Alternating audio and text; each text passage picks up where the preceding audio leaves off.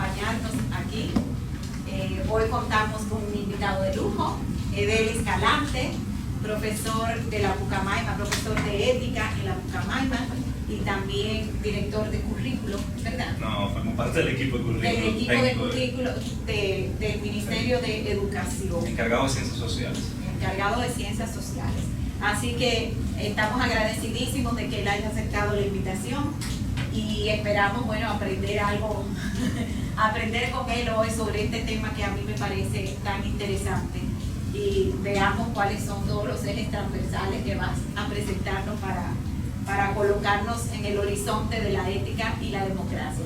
Muy buenas noches, gracias por estar aquí. Antes de empezar, les dejé aquí las redes sociales del Centro Cultural para que si les interesa seguirnos, Centro Cultural Babeque Secundaria, en Facebook. Si no ponen secundaria, hay otro Centro Cultural Babeque muy viejo que ya no está actualizado.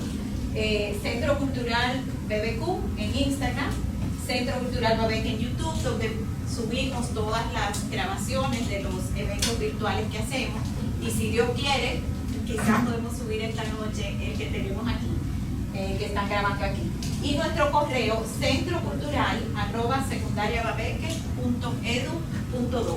Si a ustedes les interesa recibir de parte de nosotros las invitaciones, pueden escribirme aquí y yo los incluyo en el listado. Si no, de otra manera, pues síganos y así se enteran lo que estamos haciendo. Muchas gracias, buenas noches.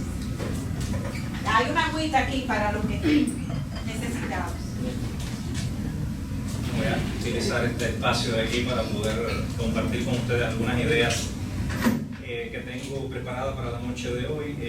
Mira una sillita alta, si quieres que te vean mejor aquí. Sí, es verdad.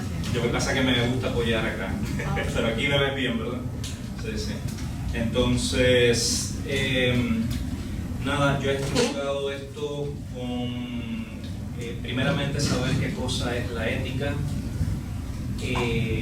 definirla, mirarla y también pues hacer una especie de afectación por este tema, porque a veces lo que ocurre es que estamos muy desafectos con el tema de la ética y pensamos que eso es solo de los filósofos y para nada, eso es de toda vida humana que hay sobre la faz de la tierra. ¿Bien? O sea, somos éticos desde que nos levantamos y eso estamos interactuando con ella desde que nos levantamos. Luego definir qué cosa es democracia, es muy importante en nuestra sociedad actual, y también saber cuál es la relación que existe entre ética y democracia, qué política nos hace falta a nosotros. También pensamos que eso es un ejercicio exclusivo de los políticos que trabajan en la cosa pública con mucha ignorancia, porque todos estamos interactuando también como sujetos políticos que somos. Ya lo decía muy bien Aristóteles, somos el sum politikon, o sea, animales políticos, que es importante tenerlo en cuenta en orden a llevar adelante aquellos planes de vida que tenemos razones para valorar, que en ocasiones los mismos políticos no lo van a hacer y nos toca a nosotros empujar esos límites para poder ganar una sociedad con más justicia, porque esa es la tarea de la política. Si yo les preguntara a ustedes ¿qué entienden ustedes por ética? ¿Qué cosas me dirían así a primer vuelo? Aquí hay estudiantes de filosofía y estudiantes de educación que han estado conmigo en las aulas y yo quisiera un poco esa interacción, ¿no? Que pudiéramos definirlo sin temor a ninguna equivocación porque estamos compartiendo entre todos. ¿Qué les viene a la cabeza? Moral. Bien, hay una relación con la moral. Muy bien. ¿Sí? Yo diría universal. O sea, tiene que tener una pretensión de universalidad. Muy clave eso que Ana, y lo vamos a recuperar en la exposición. Otra cosa, sí, ¿Verdad? Principios. Perfectamente, o sea, tiene que haber una serie de principios que le dan dinamismo a esto para poderlo llevar adelante. ¿Cuáles principios tú crees que tiene que haber, Teresa? Bueno, uno sería la honestidad. Bien. Eso lo vamos a recuperar, el tema de la honestidad, el tema de la veracidad, de la sinceridad. Sí, sí, sí. Bien. ¿Alguna otra? Perfecto, o sea, son definiciones a las que nos vamos acercando. Sí. La calidad. La calidad. Caridad. Ah, la caridad, perfecto. O sea, Sí. Empatía. Exacto, sí, sí, tiene que haber una caridad que proviene también de una ética cristiana que aprendemos también, ¿verdad?, en nuestras sociedades. ¿De dónde viene esta palabra? Aquí voy a comenzar ya un poco a interactuar con ustedes a partir de lo que ustedes han dicho. Proviene de una hermosísima palabra griega que dice que es ethos, que quiere decir carácter. Eso es fundamental. El carácter de los seres humanos es moldeable. El carácter lo podemos modificar, el temperamento no. Esa es una primera idea que quiero dejar muy clara. Por tanto, la ética se encarga muchas veces de formar este carácter. ¿Y qué cosa es forjar un carácter en una sociedad y en un ser humano? Esto es fundamental. Se forja a partir de las decisiones que tomamos todos los días. Y en esas decisiones que tomamos todos los días, o fomentamos las virtudes o fomentamos los vicios. Y ejemplo de eso tenemos en nuestra sociedad de sobra. Bien. Por tanto, la primera elección que tiene un ser humano es definir qué quiero potenciar, virtudes o vicios en mi vida. Eso vale para todo.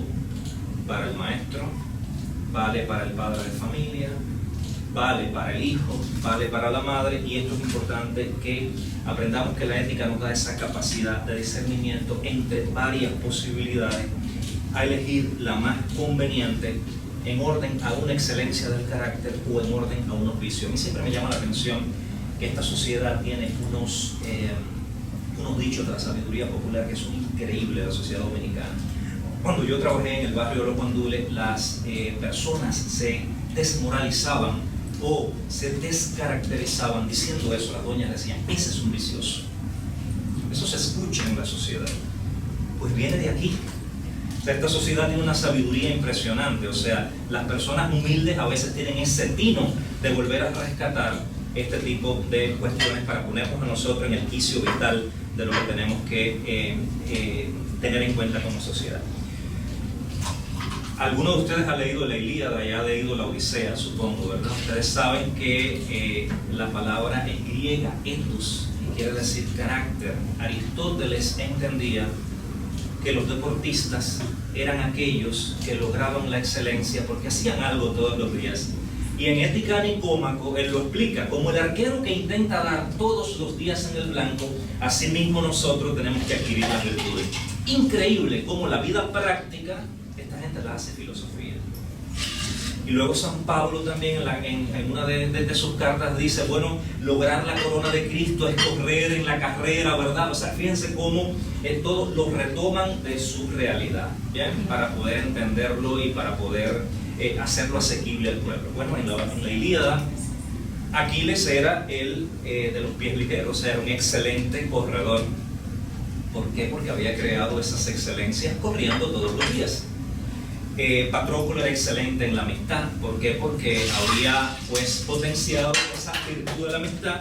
Y en la Odisea, Ulises era excelente en justicia, Penélope era excelente en fidelidad. ¿Recuerdan la canción famosa de Penélope? Excelente en fidelidad. Cuando tú miras eso y yo te preguntara a ustedes, bueno, ¿cuál es la profesión de ustedes? Se supone que ustedes también como profesionales buscan una excelencia, porque hoy en día es muy importante, aunque algunos sujetos en la sociedad sigan diciendo lo contrario, haciendo lo contrario, es muy importante saber que es rentable ser virtuoso. Para una profesión como la nuestra es rentable ser virtuoso. Quisiera señalar dos virtudes que son fundamentales en esta ética que yo vengo a conversar con ustedes en la noche de hoy. Una es la virtud de la felicidad y la otra es la virtud de la justicia. Bien, voy a aclarar desde un inicio lo siguiente. La felicidad es un proyecto personal y la justicia es un proyecto colectivo e intersubjetivo. Cuidado con esto, porque a veces nosotros creemos que los políticos tienen a nosotros que hacernos felices. Esa no es tarea de la política. Por la felicidad respondemos solo nosotros y tenemos que encontrar ese camino, y lo puedo consultar con mis otros significativos, pero la felicidad es un proyecto personal. Sin embargo, la justicia no. ¿Por qué? Porque cuando yo digo, bueno, es justo que yo tenga esto y que yo lo comparta con Ana y que yo lo comparta con Iverson, entonces ahí la idea de justicia implica a otros, con lo cual yo tengo que negociarlo, yo tengo que conversarlo, yo tengo que dialogarlo con los otros. O sea, la idea de justicia es intersubjetiva, la idea de felicidad es personal, aunque yo la puedo consultar con mis significativos, pero solo respondo por ella yo. Sí. Me gustaría que hablaras un poquito más sobre eso, porque estoy de acuerdo en que la felicidad es algo personal. Sin embargo, es algo apetecible o deseable por si no todo, la mayoría de las personas. Y entonces siento que entraña también algo de interactuación entre... Claro, el problema es que no se limita solo a un ámbito exclusivo o individualista, sino que también tú tienes que consultarla con tus otros significativos. Hay otras personas significativas en tu vida que además están interactuando contigo y te hacen felices incluso, ¿no? O sea que no es algo tampoco tan intimista y que solo es mío, sino que yo lo comparto con los otros. Pero el tema de la justicia sí sería más intersubjetivo porque ahí implica otros temas. ¿Por qué insisto en la felicidad como primer eje fundamental en esto de las virtudes? Bueno, porque nosotros hemos confundido muchas veces la sociedad en la que vivimos felicidad con bienestar. El bienestar lo interpreta cada cual como cree, ¿bien?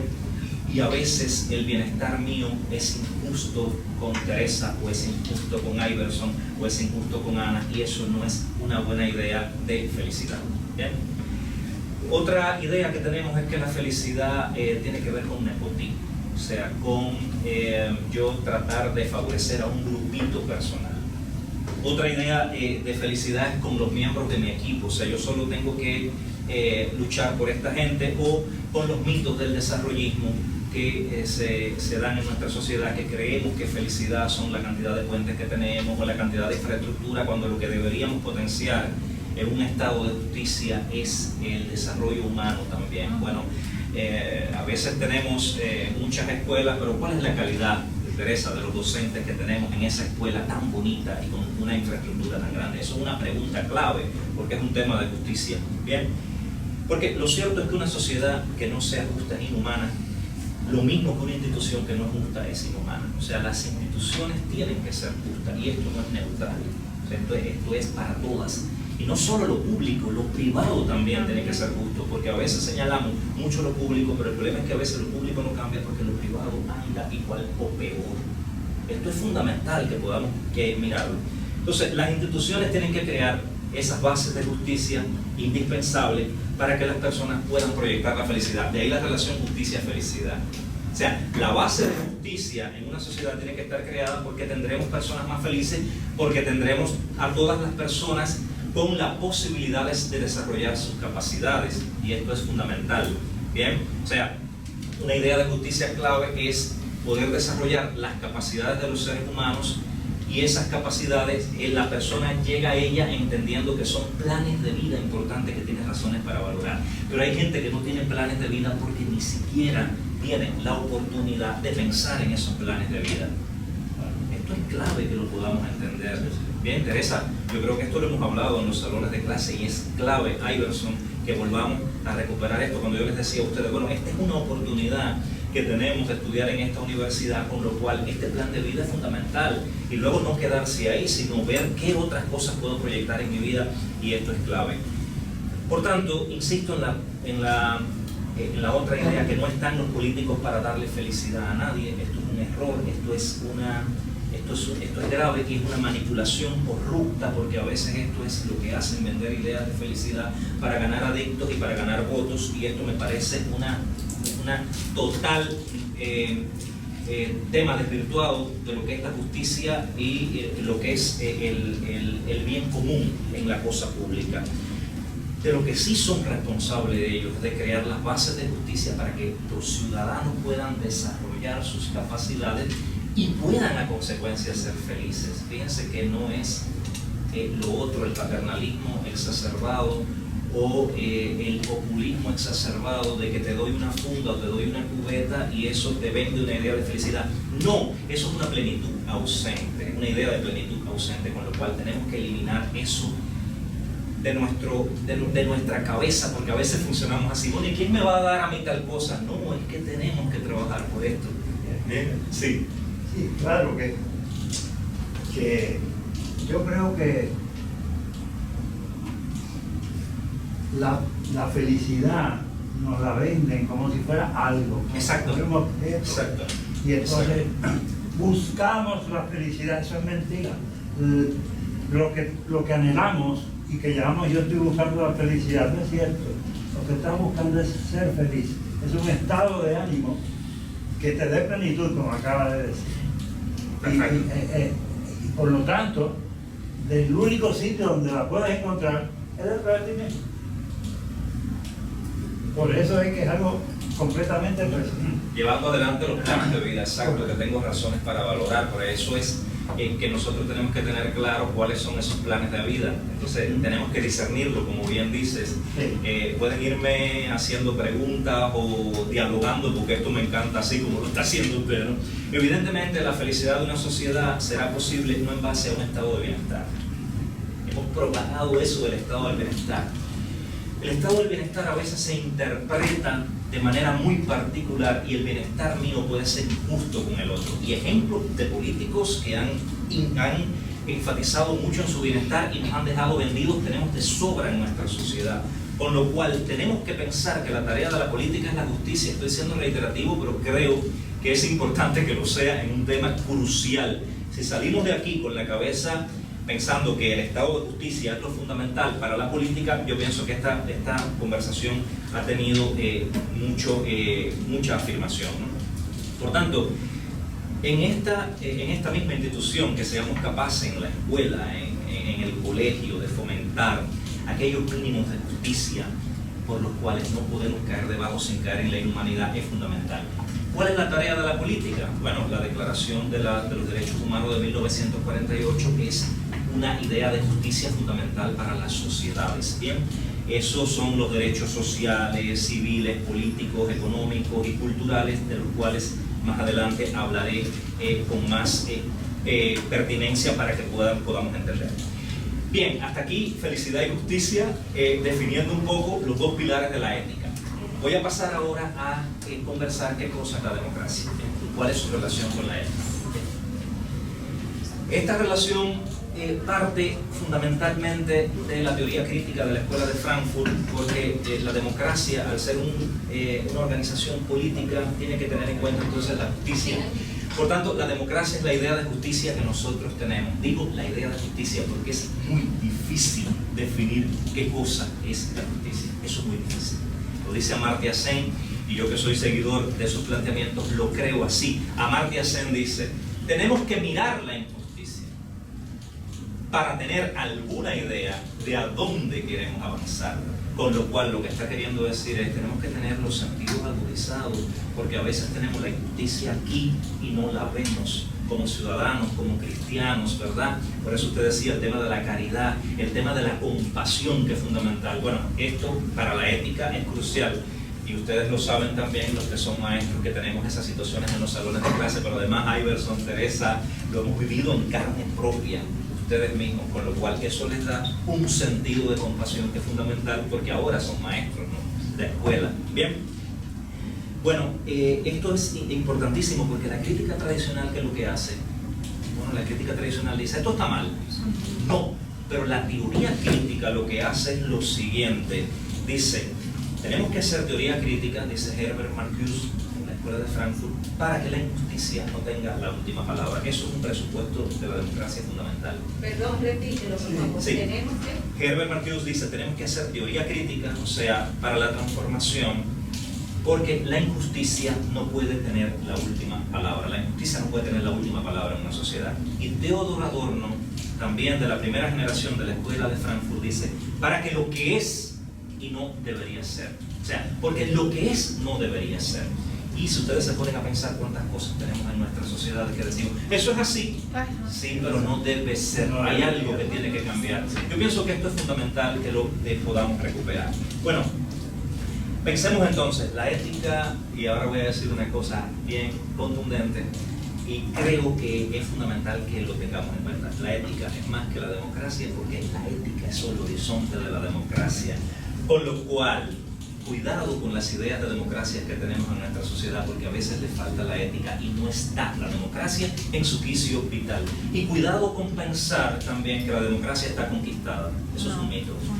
La democracia, cada día tenemos que conquistarla. Cuidado con ese talante de que, ya. Bien. Bueno, yo quisiera un poco definir qué cosa es esto del horizonte de la democracia y quisiera dar algunas razones por las que yo creo que la democracia es siempre el mejor sistema de gobierno o el menos malo. ¿Bien? O el menos malo. Bien, es la mejor forma de gobierno, la menos mala. Y Kant en el siglo XVIII creía que una sociedad debía avanzar hacia una paz. Voy a partir desde Kant en el siglo XVIII, hacia una paz duradera, o llamaba él una paz perpetua. Para mí el tema de perpetua me parece un poco fuerte. Me parece que tenemos que buscar paz duraderas en nuestra sociedad, porque él entendía, oigan esto, a mí me parece que Kant es una revolución, como él mismo se definía, ¿no? Porque él entendía que la ética, la política y el derecho debían construir una sociedad en paz. Y evidentemente poder construir una sociedad en paz es hacer justicia. No puede haber una sociedad en paz sin justicia. Yo creo, Elvis, que tú y yo entendemos muy bien esto, porque venimos de contextos dictatoriales, ¿no? Entonces, esto es clave, ¿no? Y esto se iba a construir a partir, creía Kant, de la democratización que traería una sociedad en paz. De la democratización. Entendía Kant que la guerra no podía ser jamás una opción. Esto es clave. Y todavía tenemos una guerra, ¿bien?, entre Ucrania y Rusia, y otras guerras invisibles que no se ven, porque hay personas invisibles en nuestra sociedad y sociedades invisibles, pero hay más contextos de guerra, con lo cual esto me parece inaceptable. Sí. El tiempo más largo sin guerra que ha habido en la humanidad fue la llamada Pax Romana. Fueron 200 años sin guerra adentro de Roma. O sea que ojalá que Kant tenga razón. Ojalá, claro, ahora vamos a ver eso, sí, muy buena aportación. Bueno, otra de las razones por las que creo que la democracia tiene que ser uno de los sistemas que tengamos que valorar más por encima es la separación de poderes. ¿Bien? Tenemos el poder ejecutivo, el poder legislativo y el poder judicial. ¿Por qué la separación? Porque si los poderes se concentran en una sola mano, eso se llama tiranía. ¿Bien? ¿Y qué idea hay detrás de esto? De tal forma que la idea es que quien tenga el poder no los tenga todos. Quien tenga el poder no los tenga todos. De ahí la insistencia de un ministerio público independiente. Ojalá. Bien, ojalá. ¿Entienden? Y ojalá que esto sea realmente con ética y con transparencia.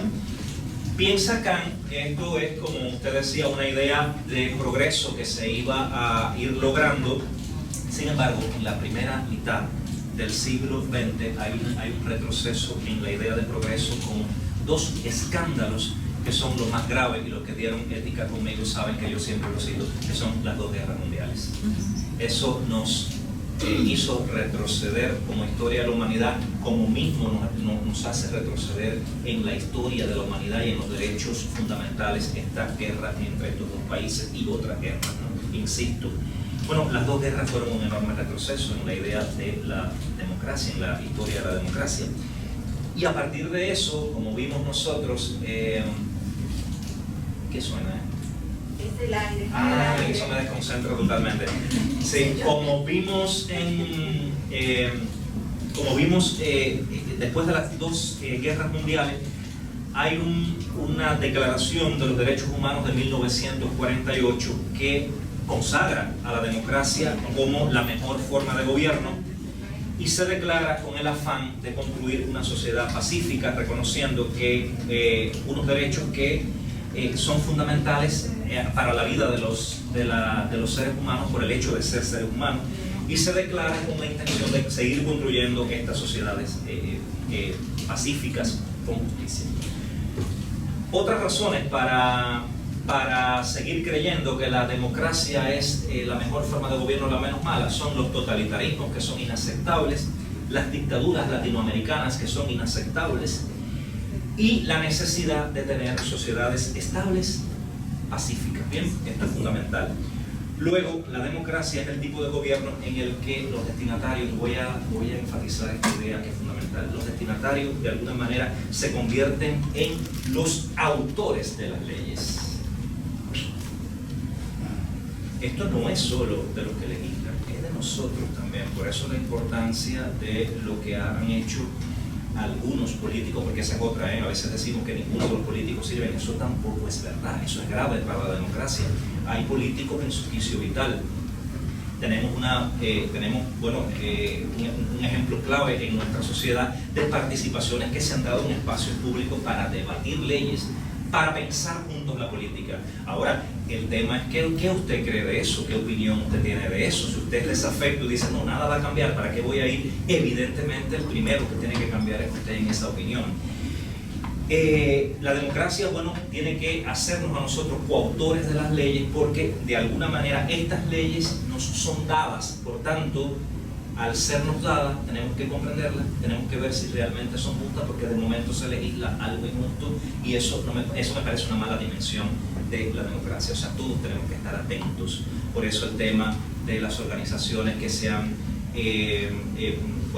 puesto a hacer protestas frente al Palacio, que algunas han sido apaleadas incluso. Eso es un límite de la democracia, eso es un escándalo total. Han dado palo a las carpas.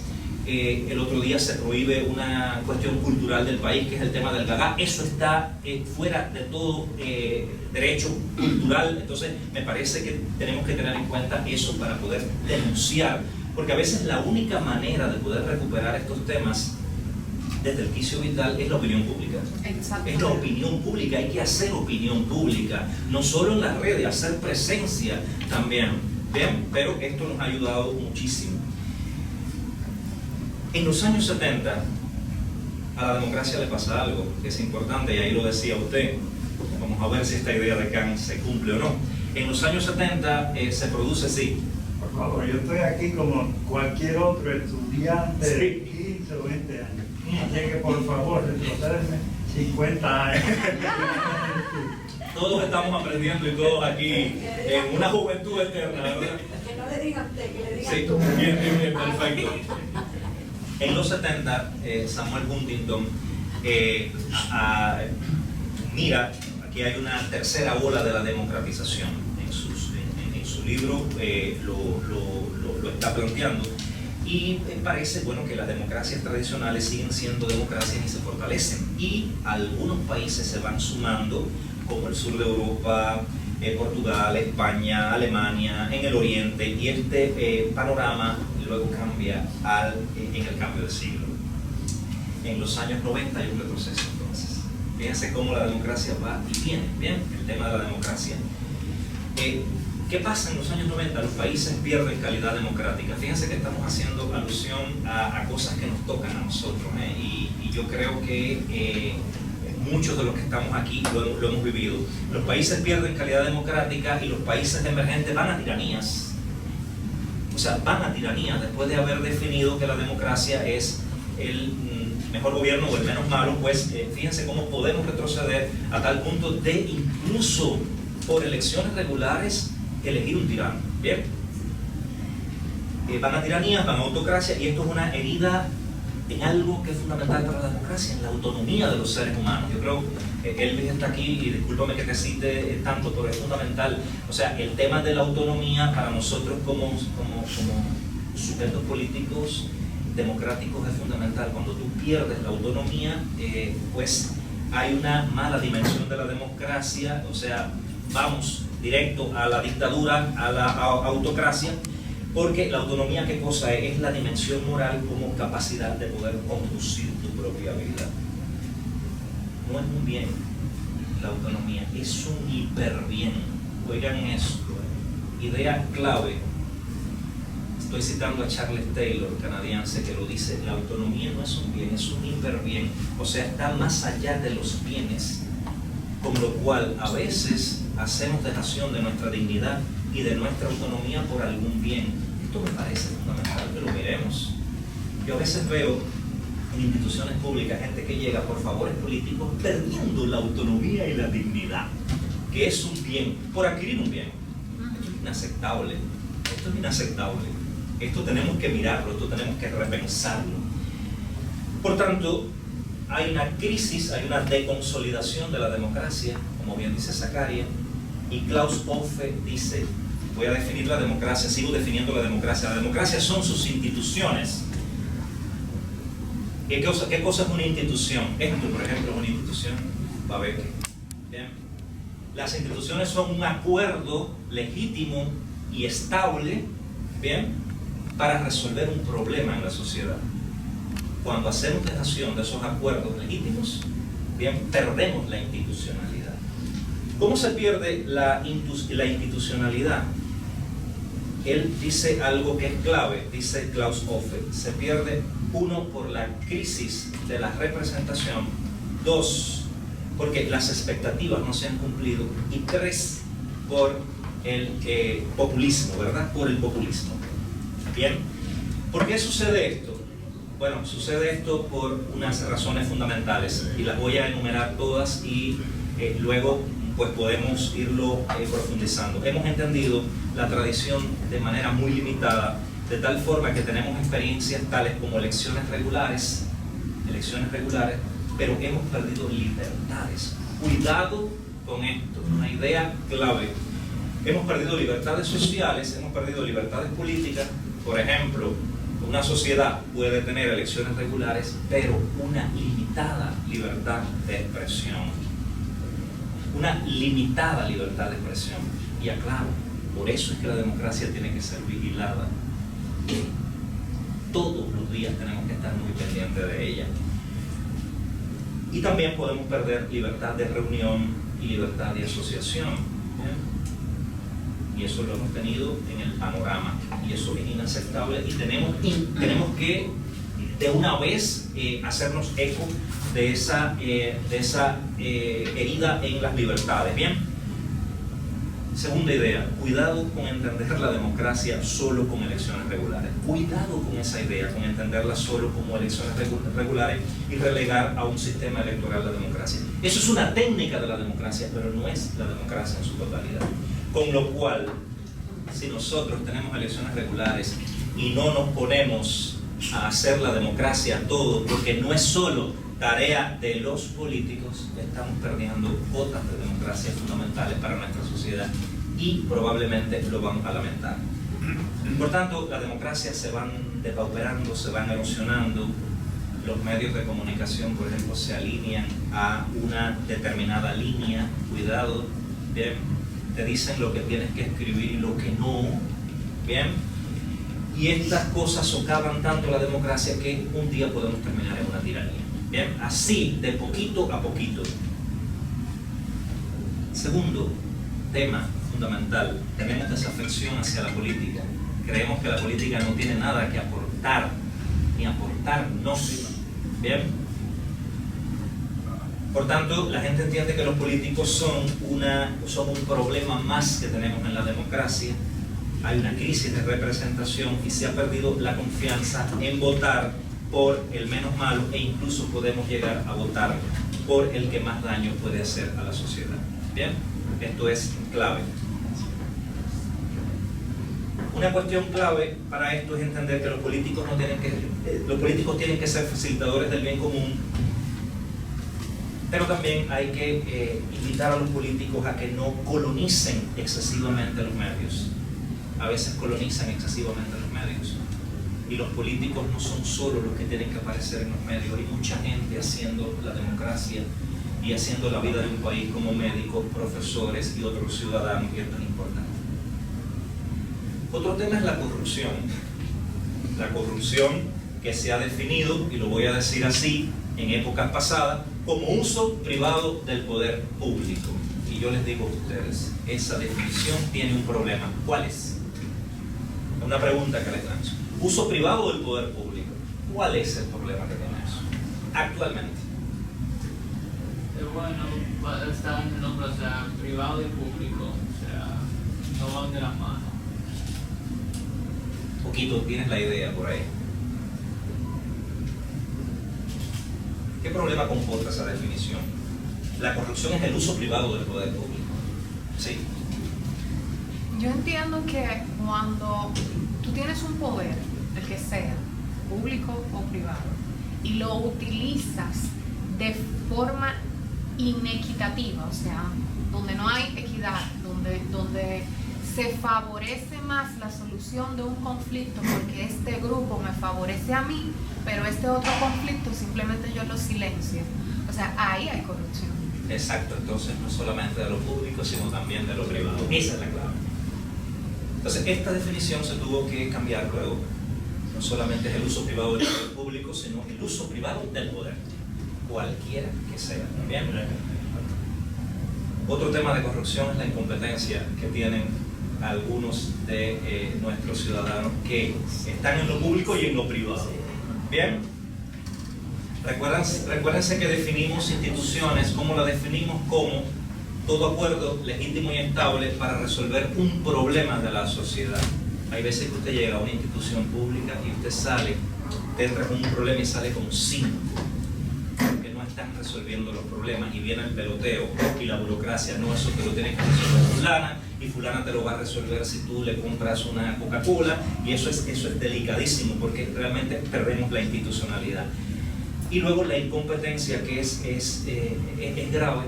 El otro día salía una noticia de que el Banco Interamericano de Desarrollo no podía aceptar 52 millones. El Banco Interamericano de Desarrollo le había propuesto al Ministerio de Agricultura 52 millones de dólares para seguir desarrollando la agricultura del país, y el Ministerio de Agricultura responde públicamente que no tiene un personal técnico capacitado para llevar adelante este proyecto. Por eso no podían aceptar los 52 millones.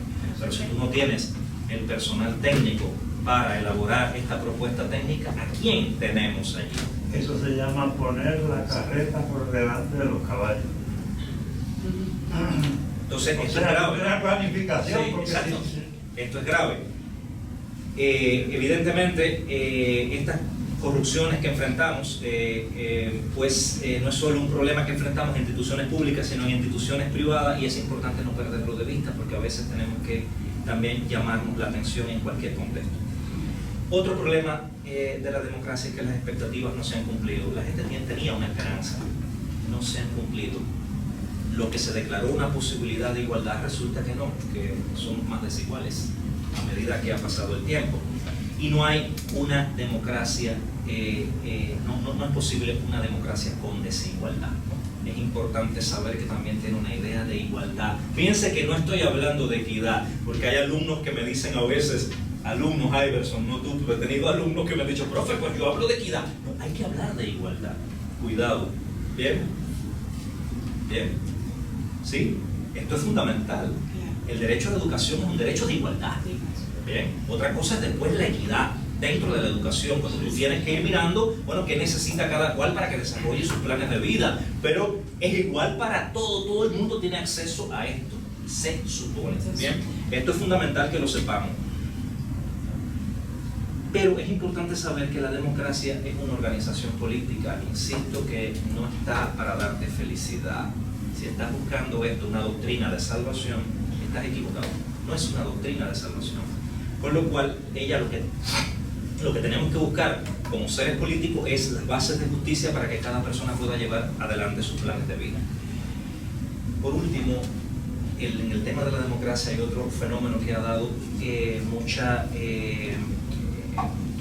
ha limitado muchísimo a la democracia, y es el populismo. Bien, el mucho demos, bien, ya hablamos del mucho kratos, que es cuando hay autocracia y estamos viendo al otro extremo, o el mucho demos, que es una idea tergiversada de lo que es el pueblo. Bien, la barruntan, la digieren, ese discurso. Por tanto, lo que hay es una manipulación de emociones, como en la publicidad. Los que hemos estudiado publicidad sabemos que se trabaja mucho con las emociones, ¿no? Por tanto, hay ausencia de razones.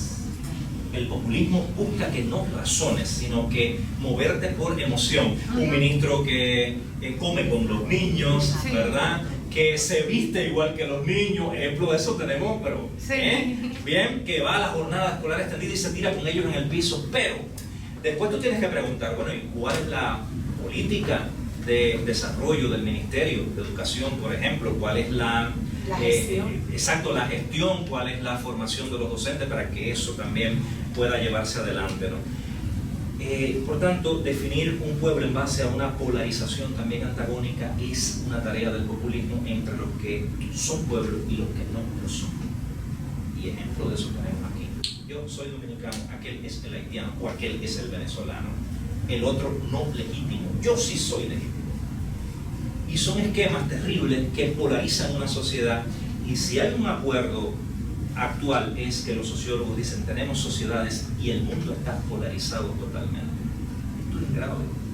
Señores, tan polarizado que la política de Vladimir Putin y las acciones de Vladimir Putin no tienen a veces que ver con algunos ciudadanos rusos que son buenos ciudadanos. Y la gente dice, pues, no, arremeter contra todo el mundo. No, esto no es así tampoco. Entonces tenemos un poco que discernir. La ética te permite discernir también. No todos los rusos son así, ni todos los colombianos son narcotraficantes, como muchas veces se maneja ese tipo de ideas que son fundamentalistas, como a mí me parece emocionales, exacto, generalizadas por emociones y no pensadas, razonadas. Bien, pues no hay nada más, no hay nada más contrario a la democracia que la sinrazón.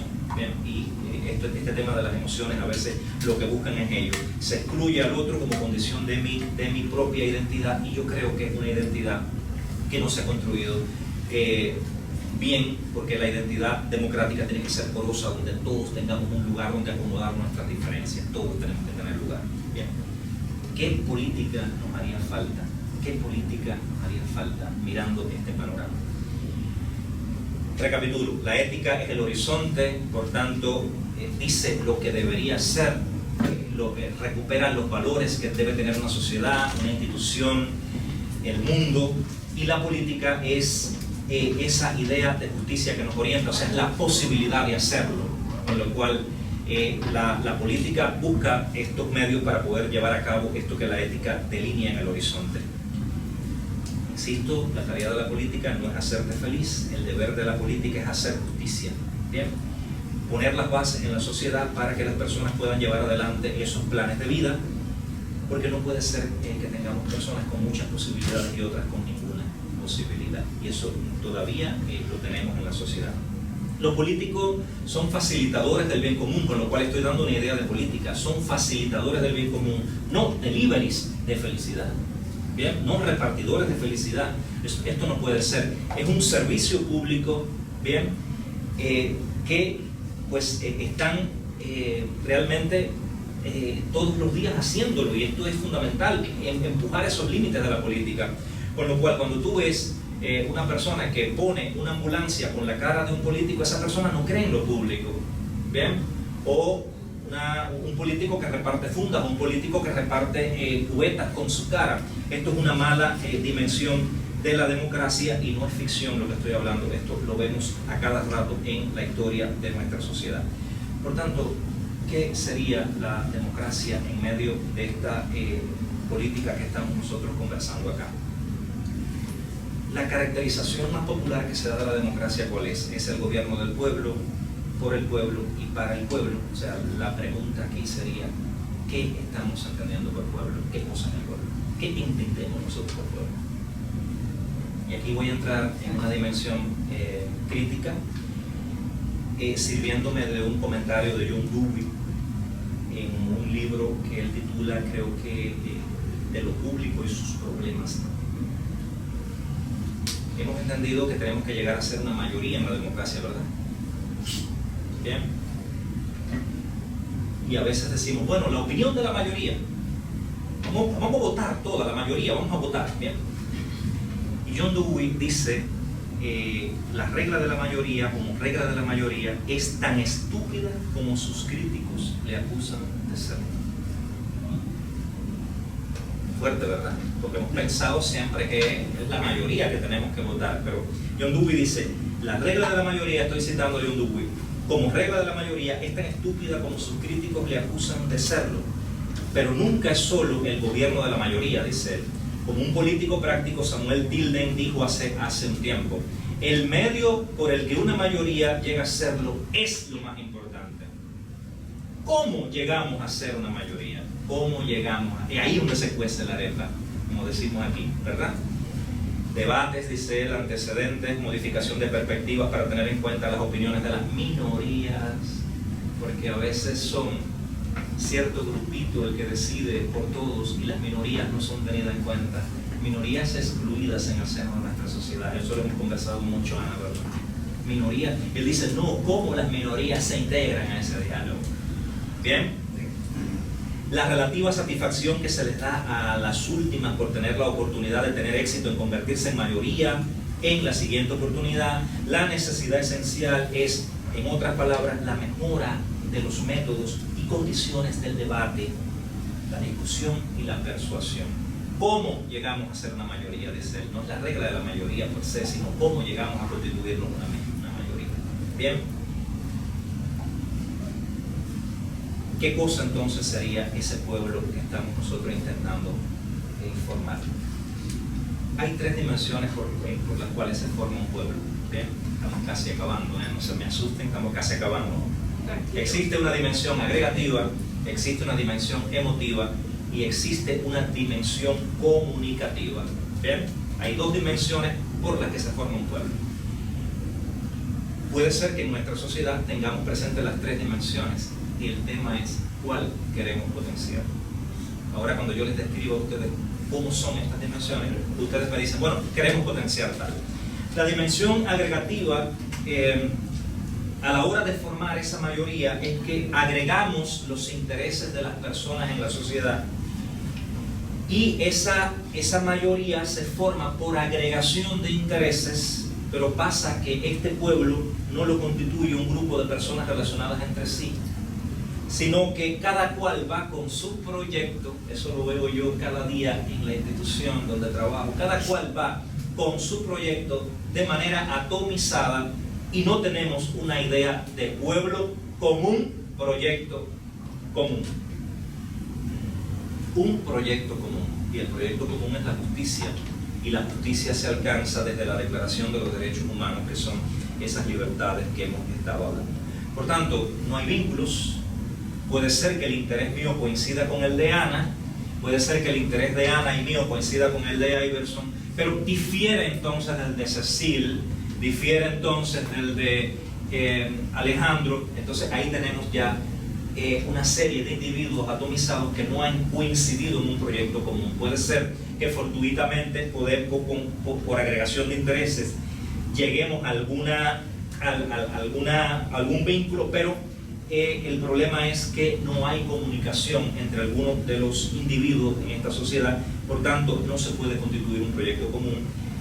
En ese sentido, la agregación de intereses va a ser mejor que la dictadura. Sin embargo, no es un verdadero pueblo, porque los individuos no están en relación y no se busca realmente un interés universalizable y común. ¿Bien? Sí.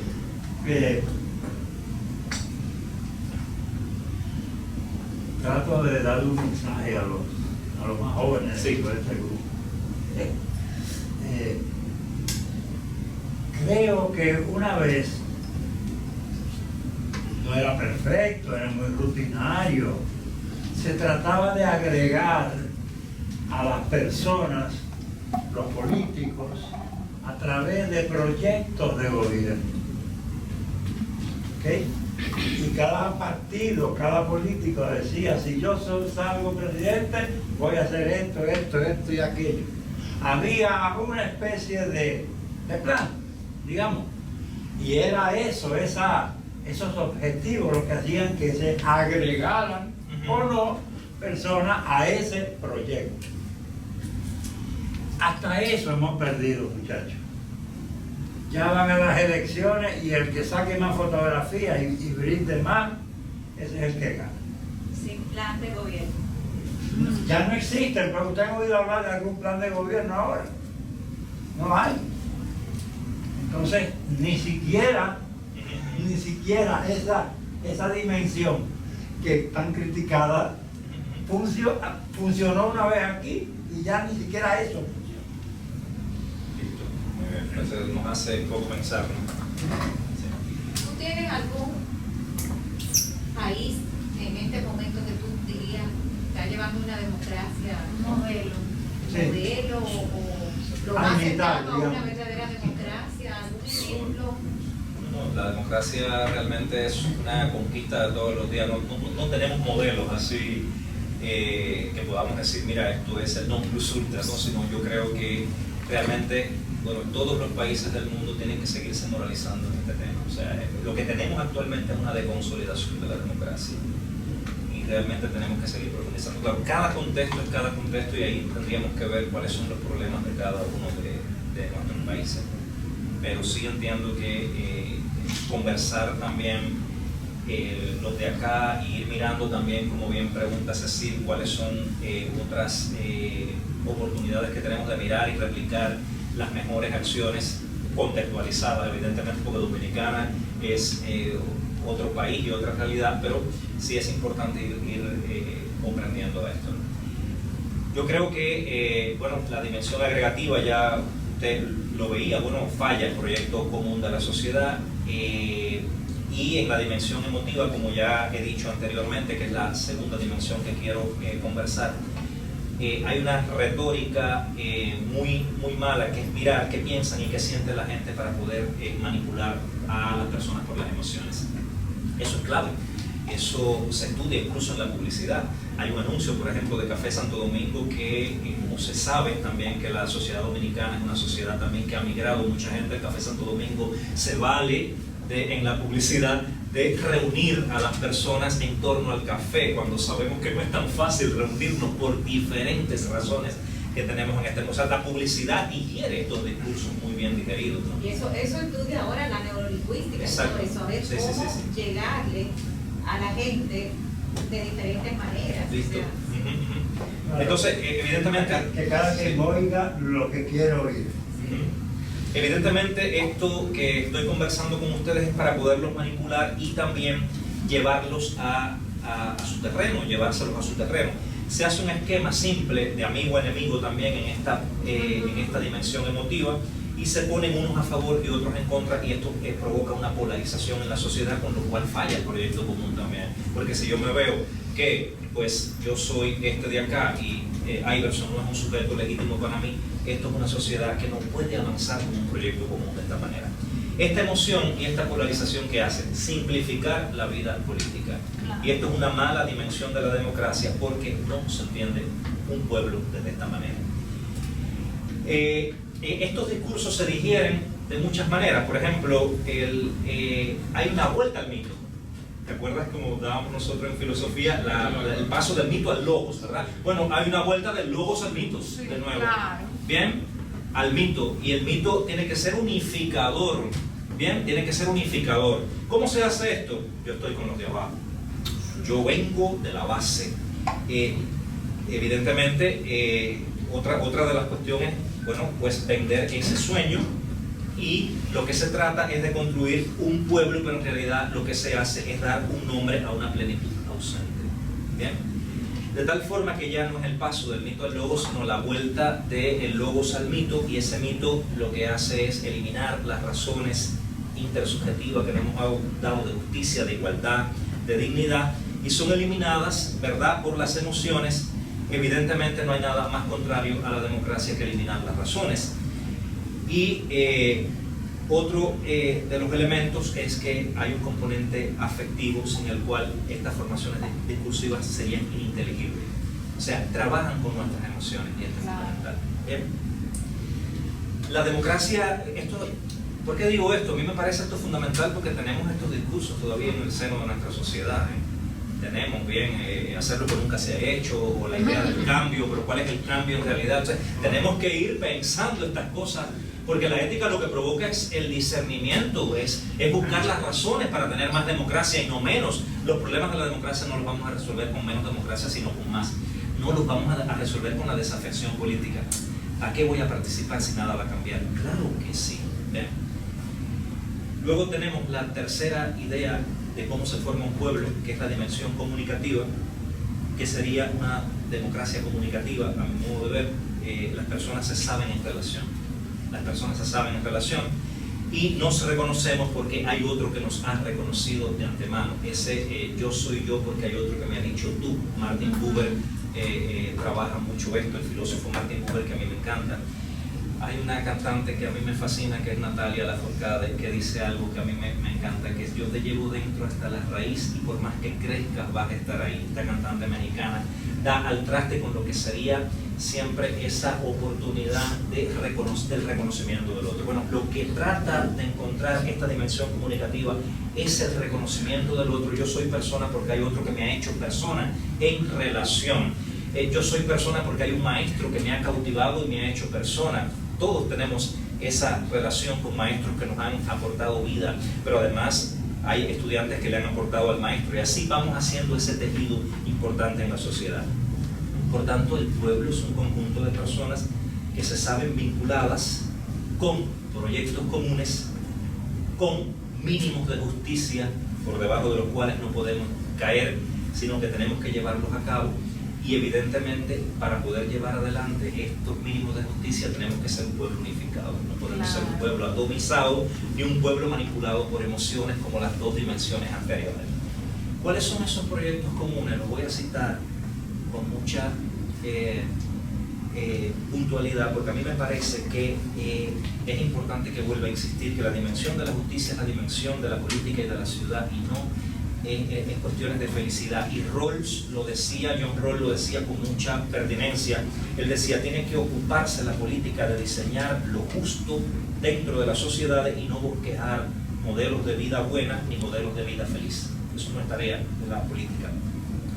Y Paul Johann Alsen von Feuerbach, en el año 1967, dice: la felicidad no es un fin del ciudadano, sino del hombre. O sea, lo dice con mucha claridad. En este sentido, la política que hace tiene que basarse en crear de manera prioritaria las bases de justicia y no absorber la vida de los ciudadanos de manera paternalista y populista, colonizando la sociedad civil. Esto no es ficción, esto es realidad, ¿bien? Y no es pura coincidencia tampoco. Lo estoy diciendo con conocimiento de causa, porque todavía tenemos esa colonización de la sociedad civil de tal manera que dejan a las personas sin razón. No hay nada más contrario a la democracia que dejar a alguien o a un pueblo sin razones para poder llevar adelante sus planes de vida. ¿Cuáles son estos derechos a los que estoy haciendo alusión? Derechos civiles y políticos, que todos ustedes lo conocen: libertad de expresión, asociación, reunión, conciencia, libertad de participación en la cosa pública. Lo digo porque es importante y a veces no lo tenemos en cuenta y pueden estar sustrayéndonos esto y no nos damos cuenta. Y estos derechos económicos, sociales, políticos y culturales, ¿cuáles son? Derecho a la vida, derecho a un trabajo, derecho a vacaciones, derecho a una educación, derecho a una pensión, derecho a atención sanitaria, derecho a la educación, derecho a la vivienda y todos los demás derechos que se puedan seguir agregando, como derecho al desarrollo, como derecho a la paz, como derecho al agua. Que cuando la ONU declara, dice Adela Cortina, el agua como un recurso, la ONU se desmoraliza, porque está diciendo que se puede vender. No, el agua es un derecho, y todavía me parece una confusión total que tengamos que pagar el agua nosotros en nuestra sociedad. Es un derecho. El agua potable es un derecho que tenemos que tener nosotros. Bien, todo este conjunto de derechos que hemos ido ganando en la Declaración de 1948, le falta mucho por llevar adelante, llevarle a cabo, llevarlo al plano de las realizaciones. Tenemos muchas declaraciones, dice Ortega y Gasset, pero estamos muy bajos de moral. Estamos muy bajos de moral, dice Ortega y Gasset. Evidentemente, poder construir una sociedad en paz tiene que ver con llevar adelante estos derechos, porque son mínimos de justicia, dice Adela Cortina, en la Escuela de Valencia, por debajo de los cuales no podemos caer, sin caer en inhumanidad. Por tanto, todavía tenemos muchas muestras de inhumanidad. ¿Qué ética sustenta esto que estoy diciendo? Bueno, yo estudio el doctorado en ética y democracia en la Escuela de Valencia, y a nosotros nos parece que la ética que hay detrás para poder llevar adelante este proyecto común de sociedad es la ética dialógica de Jürgen Habermas y Karl Otto Appel, pero que Adela Cortina sigue trabajando y a mí me parece fenomenal que se siga también haciendo propuestas a esta ética del diálogo, y Adela Cortina dice tiene que ser una ética del diálogo cordial. Una ética del diálogo cordial, porque a veces hemos tenido razones que nos han llevado no a la cordialidad precisamente, sino a manipular, a hacer guerras. Pero la cordialidad sería esa parte del afecto que nos lleva a hacer realmente patente este tema de los derechos, porque creemos en ello con razones para poderlos llevar adelante a cabo. Voy a decir algo que es fundamental. Tenemos que dialogar, pero un diálogo no es cualquier cosa. Yo no puedo entrar a un diálogo pensando que Ana tiene necesariamente que estar de acuerdo porque es mi amiguita. Exacto. Entonces eso es complicidad. Entonces no hay veracidad. Entonces no hay verdad. Ana puede ser mi amiga, pero puede disentir y puede diferir. Insisto, es la manera en que vamos a llegar a la verdad juntos. No es mi verdad, es la verdad, dice Ortega y Gasset, y ven conmigo a buscarla. No es mi verdad, es la verdad y vamos juntos a buscarla. Bien, un diálogo tiene que ser en condiciones. Yo sé que a Elvi le encanta esta parte de la exposición porque siempre me lo pregunta, de él, vamos a conversar esto. Un diálogo tiene que ser inteligible. Bien, es la primera cuestión. Todos tenemos que entendernos. De tal manera que ahorita les voy a preguntar, ¿entendieron? Y si no entendimos, vamos a empezar de nuevo. Tiene que ser inteligible el diálogo, tiene que ser verdadero. O sea, yo no puedo pensar que Cecil va a venir a decir una mentira al diálogo. Ojo con eso, porque a veces las preconcepciones que tenemos es que el que viene me va a decir mentira. Sí. No, la condición que tiene que darse es que yo tengo que creer que Ana y Cecil vienen con su verdad. Bien, otra cosa es que podamos llegar a más verdad. Fíjate que no estoy diciendo que ellas vienen con mentiras, no. Otra cosa es que tengamos que llegar a más verdad, que quizás dialogando Cecil pueda decir, ah, mira, sí es verdad. Entonces creo que podemos integrar esto. Bien, esto es fundamental, tiene que ser veraz. Y voy a aclarar una cosa muy importante, verdad y veracidad no es lo mismo. No lo mismo. Bien, verdad y veracidad no es lo mismo. Una verdad es que son las 8:38 de la noche, con lo cual yo soy sincero, soy veraz. Por tanto, la proposición es lo verdadero y quien ha dicho la proposición es si es veraz o no, si es sincero o no. Y por último, el diálogo tiene que ser justo, tiene que provocar justicia en nuestra sociedad. ¿Ven cómo este tema de la ética dialógica confluye en un tema ya de la política a hacer justicia? Para algo hacemos el diálogo, bueno, para lograr la justicia en la sociedad. Voy a dar otras claves del diálogo porque me parece fundamental, porque nosotros venimos de una sociedad que ha tenido una historia de dictadura y yo creo que todavía no creemos lo suficiente en el diálogo. Voy con mi verdad y voy a ultranza y la aplasto al que sea. El diálogo, todos tenemos que participar. Tienen todos que participar, o sea, todos los afectados tienen que participar. Por eso es que yo critico siempre a los economistas econométricos que hacen una economía que nadie entiende. Vean, la economía tenemos que entenderla, porque están tomando decisiones por nosotros, y luego nosotros tenemos que aceptar eso y tenemos que consumir lo que se ha dicho que hay que consumir. ¿Quién ha dicho eso? Nosotros podemos poner también nuestra voz porque somos afectados en un diálogo económico. Cuidado, es una mala dimensión de la democracia pensar que yo no tengo que saber de economía. No, un buen ciudadano tiene que saber, tiene que velar, ¿verdad?, por la economía, tiene que velar por la sociedad, tiene que velar por una serie de elementos que son fundamentales. Segundo tema, quien va a dialogar en serio no entra al diálogo convencido de que su interlocutor no tiene nada que aportar. Yo he visto diálogos así.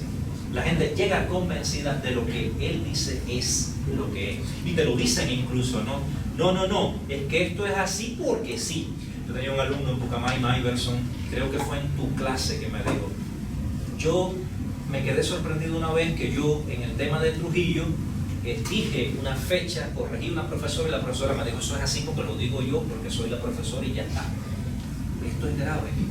Pero ese tipo de acciones la tenemos en detrimento de una educación de calidad y en detrimento de una democracia. Bien, esto es importante que lo veamos. Creo que fue en tu clase, Iverson, que se contó esa historia. Espero que esa profesora no haya llegado a ser presidente. O diputada. Bueno, eso de que no entramos al diálogo convencidos de que el interlocutor no tiene nada que aportar, eso significa que no cree que tiene toda la verdad. Que se cuece también es un tema fundamental. Yo no puedo creer que tengo toda la verdad. Ana, Cecil, Edwin, Alejandro entran conmigo al diálogo y yo entiendo que tienen la verdad también, ¿verdad? ¿Bien? Quien dialoga en serio se preocupa por buscar una solución justa y no lo que él considera un interés particular para su grupito. En la democracia los intereses tienen que ser universalizables y llegamos a acuerdos precisamente para lograr esos intereses universalizables y no para un grupito, porque si no estamos atomizándonos. ¿Bien? Estamos haciendo una mala dimensión también del diálogo y del pueblo. Un diálogo en serio exige que todos los interlocutores puedan expresar sus puntos de vista. Todos tenemos que expresar nuestros puntos de vista. Y luego la decisión final debe atender a intereses universalizables para que pueda ser justo y no a intereses particulares. Finalmente, podemos optar por una solución equivocada. Esto me encanta. Esto lo trabaja así Jürgen Habermas y Carlos Duhamel. Podemos incluso estar equivocados. Y dicen lo siguiente: por eso es que los diálogos no deben cerrar. Tienen que mantenerse abiertos a revisiones. Porque ¿quién tiene la verdad absoluta? Bien, entonces es importante que nosotros sepamos que también podemos equivocarnos en la democracia, pero tenemos que aprender de nuestros errores para poder echar adelante la vida con mejores planes para valorar. Evidentemente, un proyecto de sociedad desde el diálogo cordial a mí me parece que puede asegurar llevar adelante nuestra sociedad con las mejores decisiones debatidas, compartidas y que generen las predisposiciones para volver a elegir en el mismo sentido. Insisto, ¿qué queremos potenciar? ¿Cuáles dimensiones de las que he conversado queremos potenciar? Bien. Por tanto, de lo que se trata, vuelvo al inicio, es de desarrollar ciudadanos virtuosos capaces de contrarrestar la cantidad de ciudadanos viciosos que tenemos. Bueno, parece que en ocasiones no hemos aprendido de nuestros errores y fíjense que no estoy haciendo un uso del error, y ustedes lo saben, Iverson y mis alumnos que están acá, a los cuales les agradezco enormemente que estén aquí.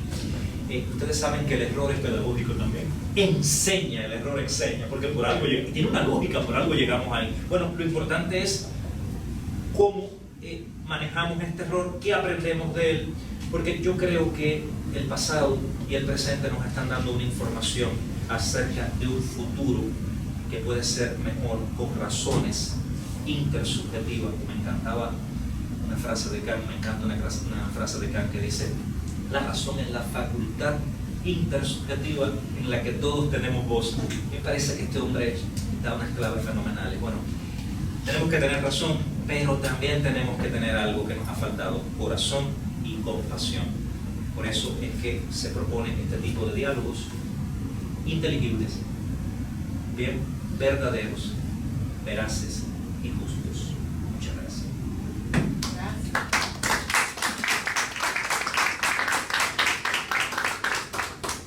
¿Alguno de ustedes quisiera hacer una pregunta o comentario ahora? Allá. Iverson, sí. Sí, yo tengo un par de cosas que he estado anotando durante la noche. Primero, cuando suceden problemas, cuando hay problemáticas, se buscan culpables. En este caso, los culpables serían los políticos o los ciudadanos, en el caso de la República.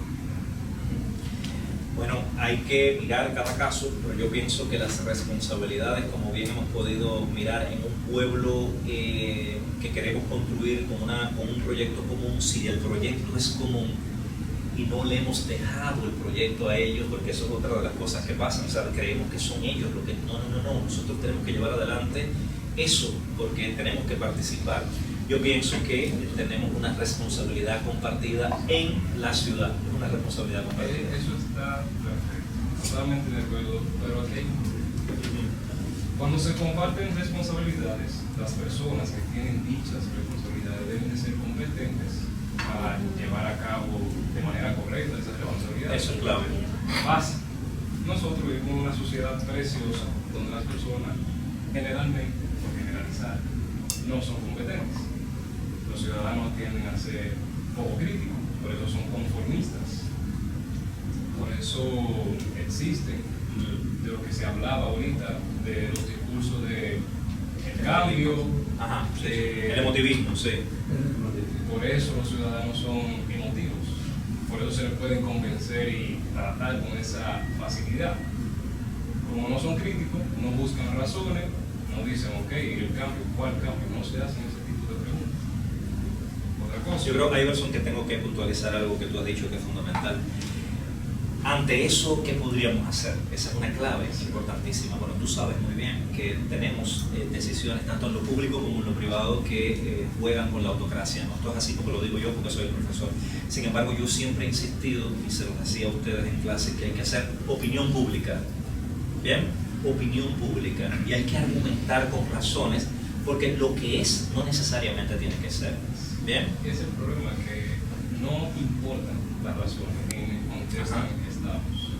Solo importa si hace felices, porque ese es el otro tema, el principal tema que quería tratar. Las personas aceptan esos intercambios de beneficios, como se habló anteriormente, por felicidad, que realmente no es felicidad, ya que la felicidad, como se dijo, es algo que uno busca de manera propia. Y cuando suceden ese tipo de cosas, yo escucho personas que dicen, no, que el gobierno no ayuda, que uno está pasando trabajo, y es porque ya perdieron su autonomía.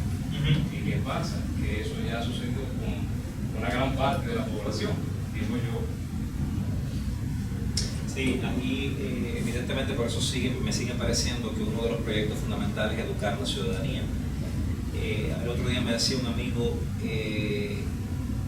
tengo la sospecha, así me decía, que no hay una voluntad realmente de cambiar la educación del país. Esto es grave.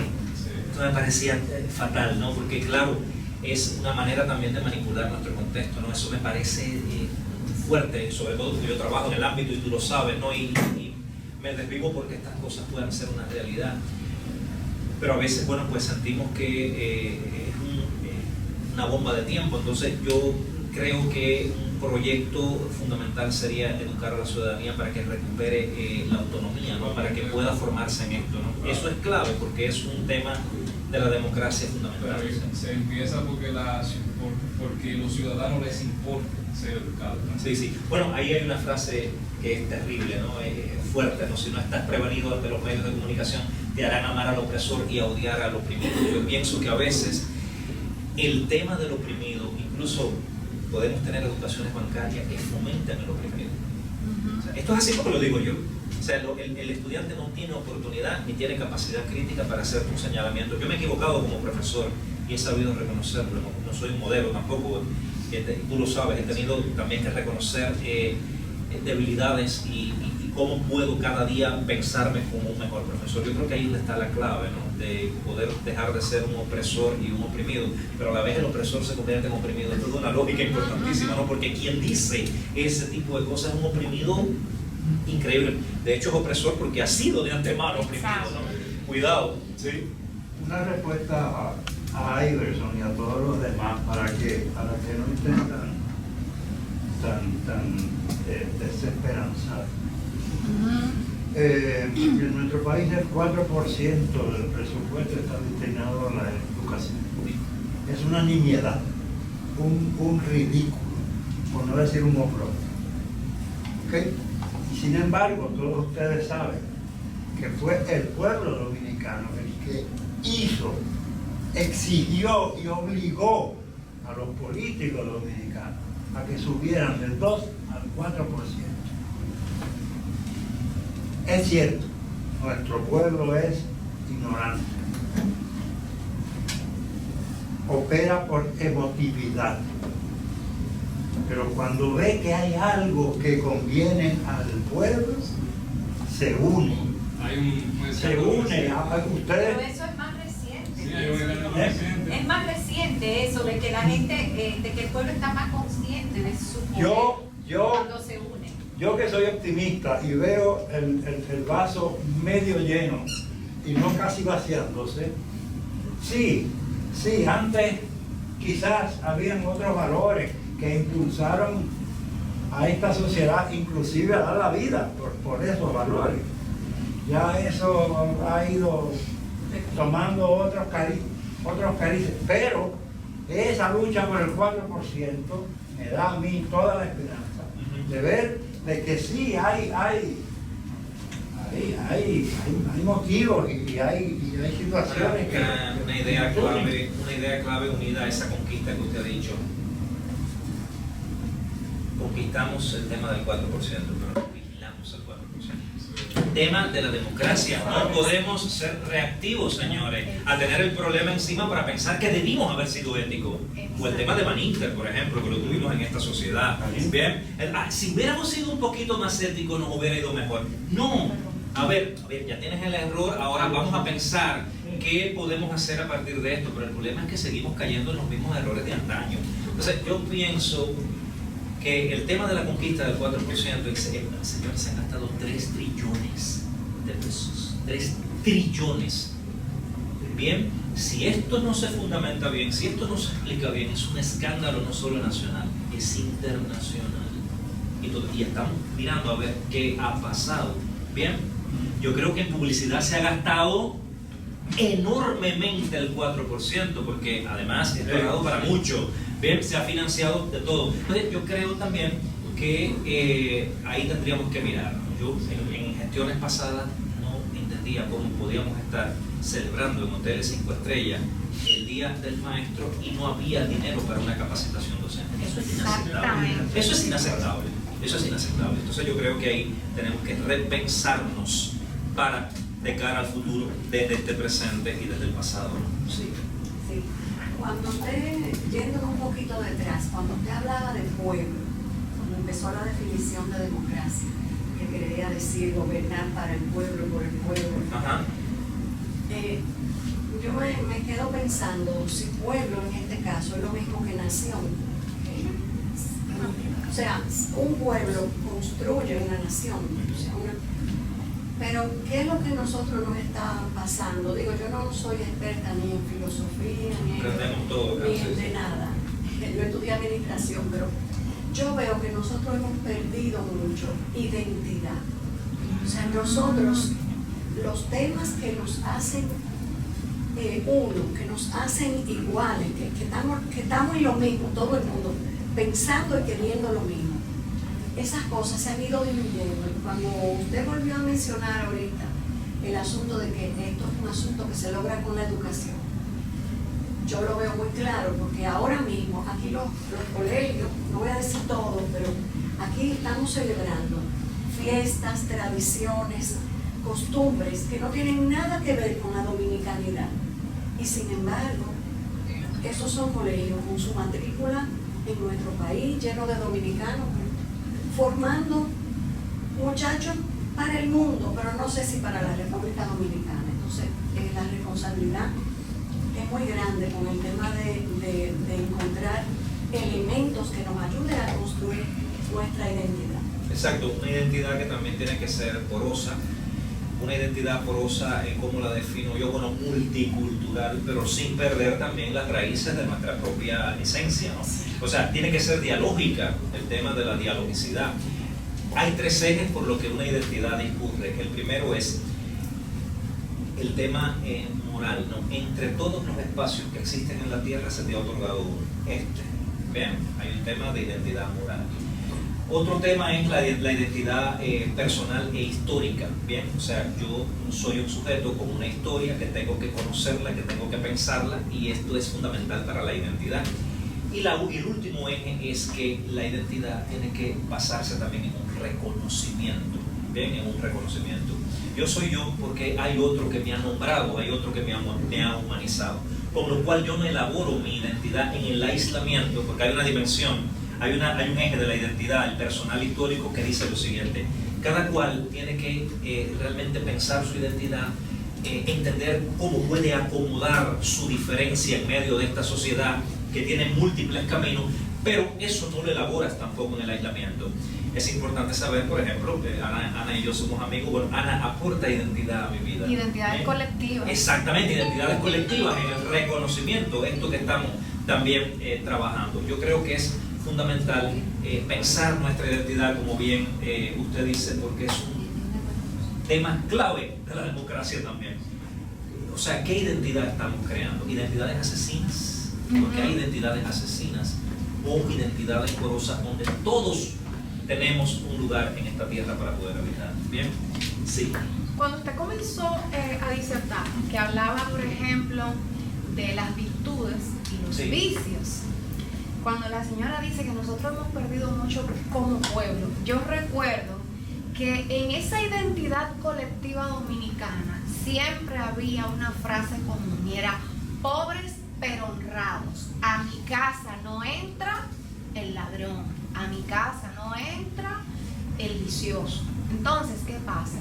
Que precisamente con la manipulación que hay ahora de los conceptos en las redes sociales, de qué es el progreso, incluso hasta la banalización de la creación de una identidad propia. O sea, en vez de crear individuación, están creando individualismo. Y esto impide que las identidades se hagan colectivas. Entonces, ¿qué pasa? Antes había un acuerdo que precisamente Habermas, en su teoría de la comunicación y crítica, plantea que cuando hay un proceso comunicativo se tienen que buscar las soluciones de aquellos asuntos que perturban a la sociedad. Pero nosotros no estamos creando soluciones reales para estos elementos que perturban a la sociedad realmente. Y se crea lo que usted también estuvo hablando, que es el culto, el allante y el movimiento. Las fotos, la prensa, el candidato carismático, pero que en el fondo no hay nada. O sea, hay muchos planes, hay mucho evento.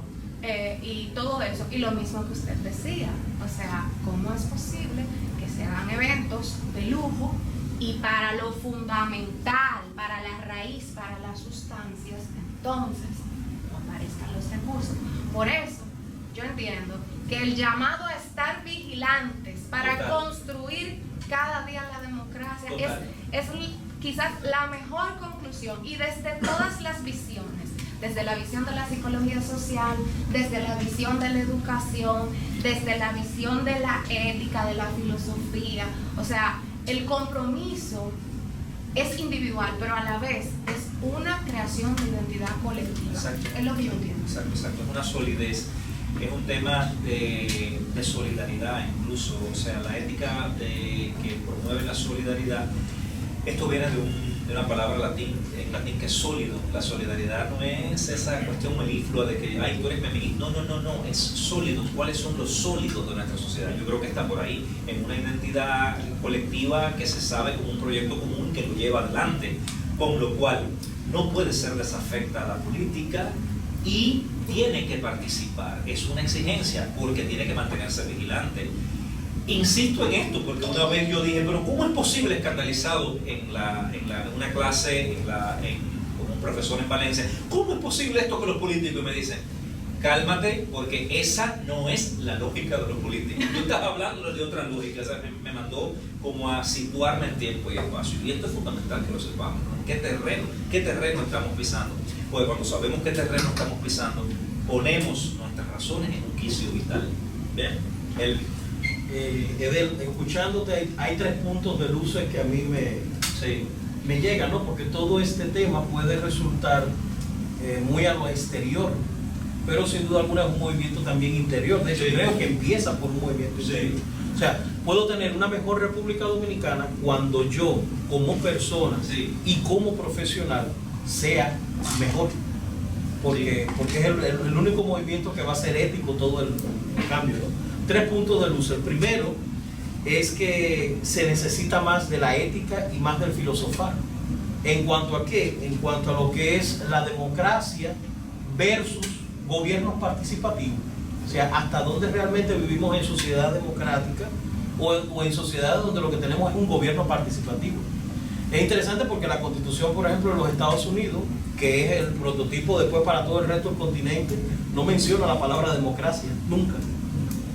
O sea, hasta dónde nosotros ese concepto de democracia que nos viene de los griegos y que tiene un estilo que yo diría que sigue siendo válido en el tiempo, ¿no? Hasta dónde realmente somos sociedades democráticas, sí, o sociedades donde tenemos gobiernos participativos.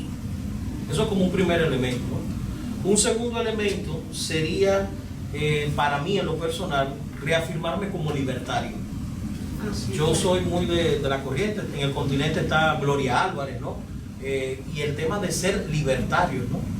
Y ser libertario versus a cualquier tipo de populismo que se puede dar, que se puede dar a nivel de política, pero se puede dar a nivel de institución, se ha comentado, a nivel de institución o incluso a nivel de mi práctica profesional. Yo también me puedo convertir en un populista como profesor. Y eso me llama la atención. Y para terminar, un tercer punto de lujo es el compromiso vocacional por una educación. Sí. Que, bueno, yo soy profesor, ¿no?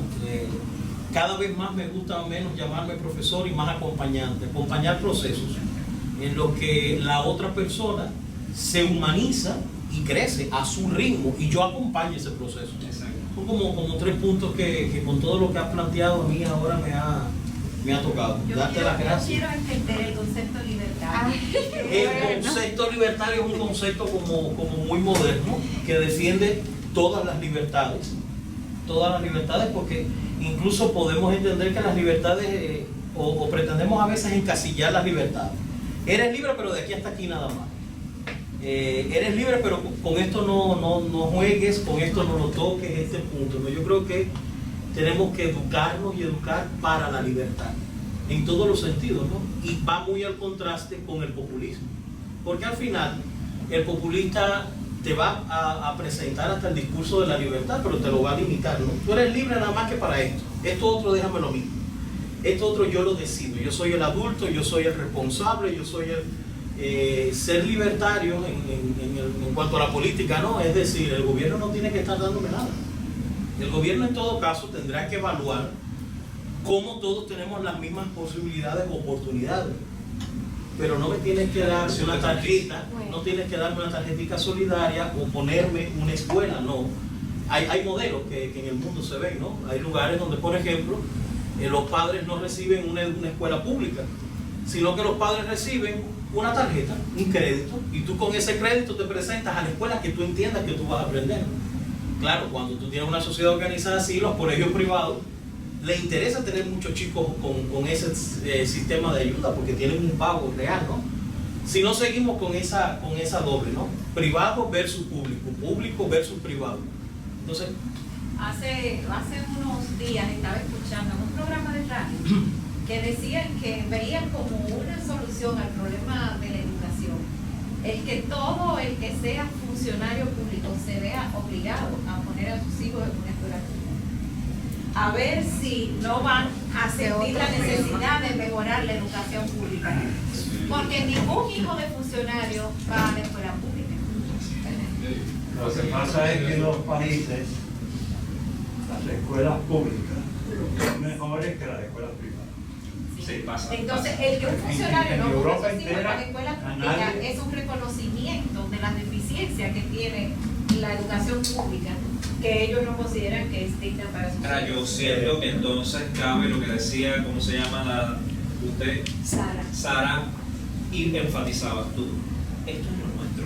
Exacto. Aquí se nos tiene que ir la vida en construir la mejor educación pública del país. No puede ser que la UAS pueda perder cuotas de libertad, perder cuotas de transparencia, de ética, porque es nuestra universidad, es nuestro.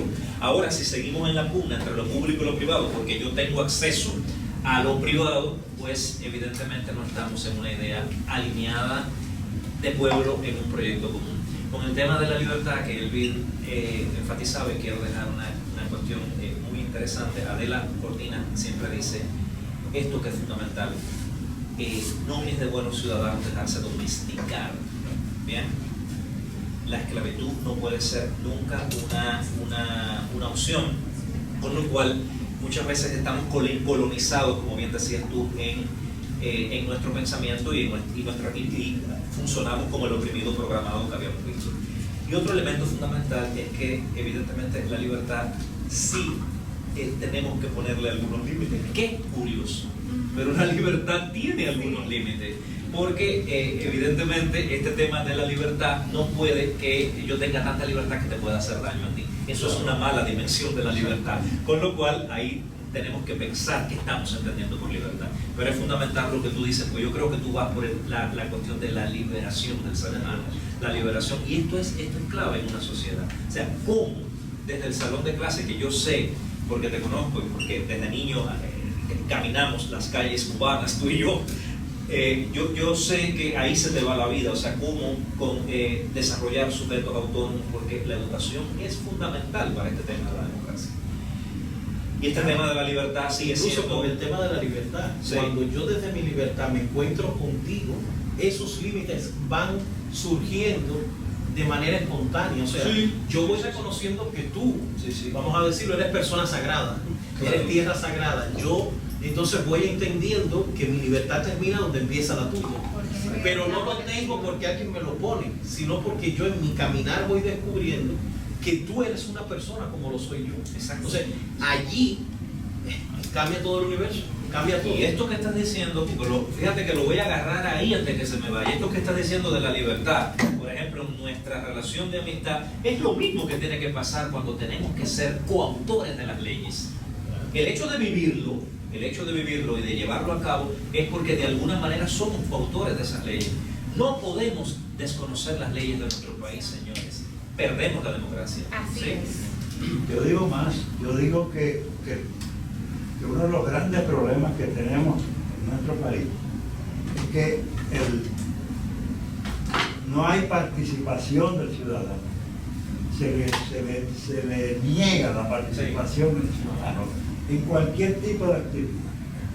Y mientras no sea participativa esa democracia, no vale el nombre. Hay un problema con respecto a eso. Sí. No se le da participación al ciudadano. ¿Por qué? Porque ¿cómo se le va a dar participación a una persona que no sea competente, que no pueda razonar si eso es real? Bueno, nombrar a 2 o 3 diputados y senadores, ¿sabes? Que también. Pero hay unas vistas públicas ahora que existen más bien nominalmente, porque yo creo que no se le hace la publicidad para que el ciudadano se integre, pero existe nominalmente unas vistas públicas. Yo, sin mencionar nombres, le voy a decir lo siguiente: tampoco el problema de la democracia está en que pongamos en la cosa pública gente expertísima, porque hay gente muy experta y políticos brillantes que han llevado a la ruina a este país. Y para muestra un botón, no es la expertocracia lo que necesitamos, es la ética. Es la ética lo que necesitamos, porque incluso puede ser que haya personas con menos luces que sean más éticos y que nos ayuden a llevar adelante planes de vida que tenemos razones para valorar. Esto es clave.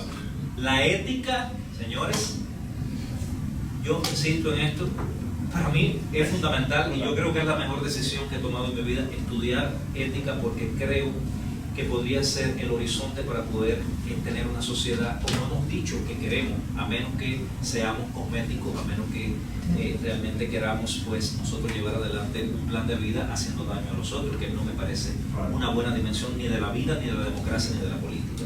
Sí. Y la ética no son unos conceptos, sino es una vivencia. Es un poco claro, lo que se llevaba a la práctica. Lo que él comentaba, o sea, sí. ¿Cómo lo puedes hacer? Bueno, pues habrá que empezar por dialogar más en familia, en la educación, y entonces tú vas creando un ciudadano que cuando llega a ser ciudadano, digamos adulto, ha tenido una experiencia. Pero si no dialogas en casa, no dialogas en el colegio, que es complicadísimo dialogar en un colegio, si no dialogas en la vida diaria, después no puedes pedirme que yo de dónde saco si no tengo la experiencia, no he tenido el camino para decirte, ¿no? Porque se ve muchas veces tú preguntas algo, ¿y qué creen? Lo que diga la mayoría, que es lo que... Y la mayoría puede votar por Y algo. la muy mayoría estúpido, puede votar por algo muy que sea estúpido, estúpido. claro. Entonces, esto es clave lo que estás diciendo. Y fíjate que tú y yo somos amigos de toda la vida y tú sabes que a veces los diálogos no son tan cómodos.